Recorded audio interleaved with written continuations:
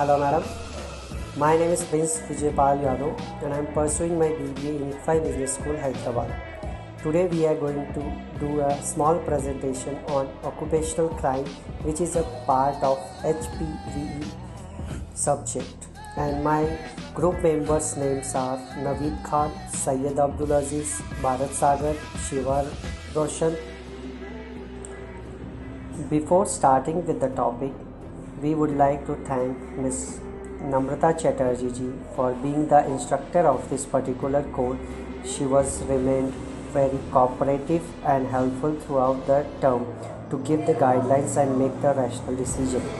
I am grateful to her for his kind supervision. While doing this project, I came to know that knowledge has no boundaries and there is no end to it.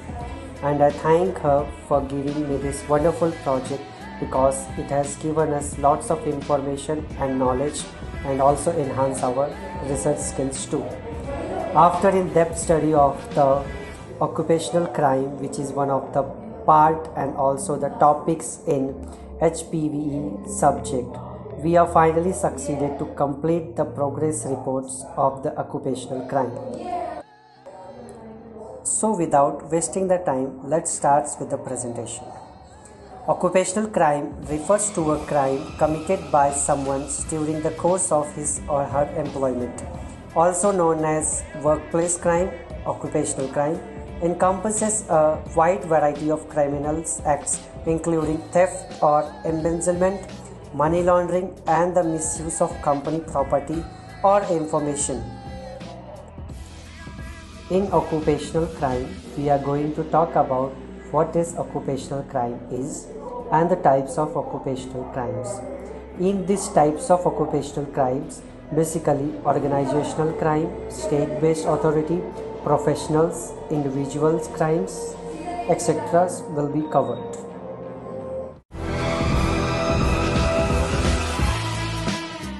Hi, my name is Syed Abdul Aziz and roll number 19FMUCHH00498 from section D. Before starting this topic, I would like to thank Ms. Namrata Chatterjee for giving me this opportunity. Organized crime is defined as those involved normally working with others in conducting serious criminal activities for substantial profit. Elsewhere, organized criminals that work together for the duration of a particular criminal activity or activity are what we call an organized crime group. Crimes for the benefit of an employing organization, whose benefit the employers, the companies, the markets. Examples are price fixing, false product test results, fraud, cigarette thefts.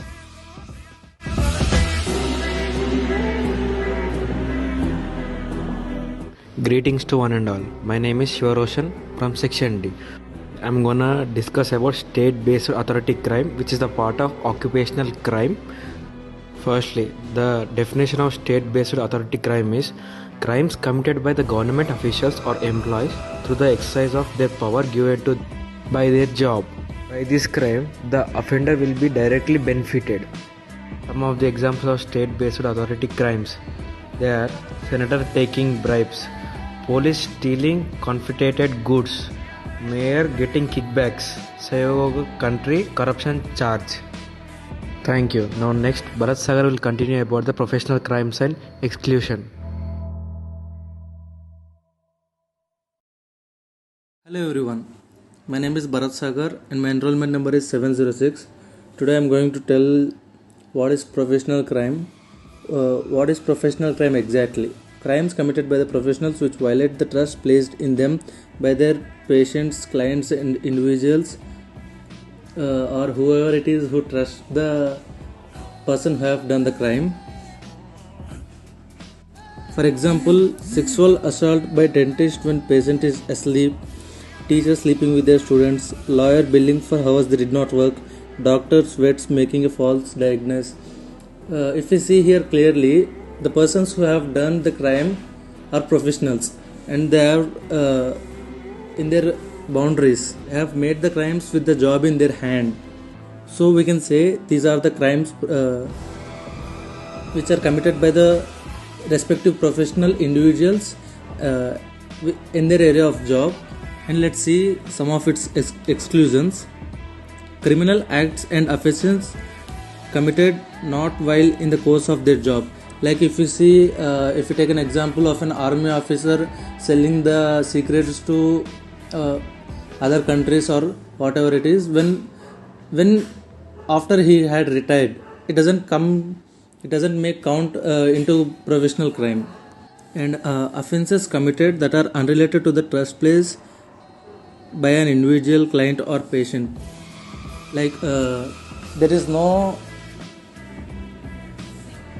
meaning if a case is filed against army officer irrelevant of the place where the crime has happened, like in a hospital. So these are the exclusions.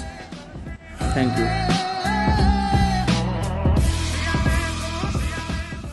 Hi everyone, I am Navid Khan from Section D with enrollment number ending with 757.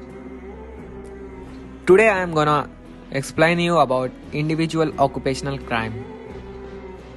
In the interest of greater conceptual clarity within the field of white collar crime, the argument is made here for restricting the term occupational crime to illegal and unethical activities committed for individual financial gain or to avoid financial loss in context of legitimate occupation. Simply, a person who is working in an organization is doing crime for himself. For better understanding, let's take some examples. Employee theft is defined as any stealing, use or misuse of employer's asset without permission. Employee stealing the organizational data and selling to the competitors for his benefits. Using the company vehicles for personal use and violating the traffic rules. And frauds like deliberating the falsification of expenses.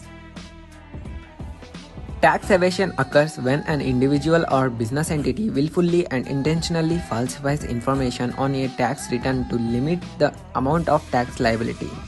For example, tax evasion includes claiming false deductions, claiming personal expenses as business expenses, using a false social security number, and not reporting income.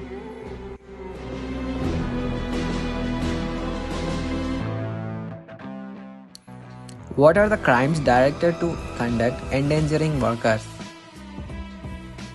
In some instances, a corporate official may be charged with a crime for conduct committed in furtherance of her job duties. Particularly, conduct by business officials that endanger workers may be criminal in nature.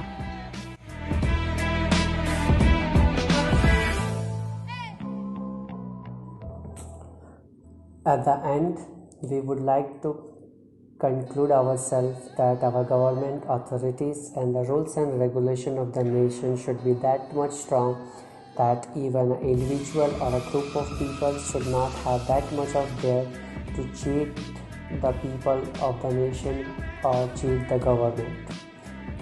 They should have a fear and they should be accountable towards their country, towards their work, towards their organization where they are working. So we would like to say that every individual or people should have their own etiquettes and organizational values, and they should follow it to avoid the cheating and the ability to benefit in person.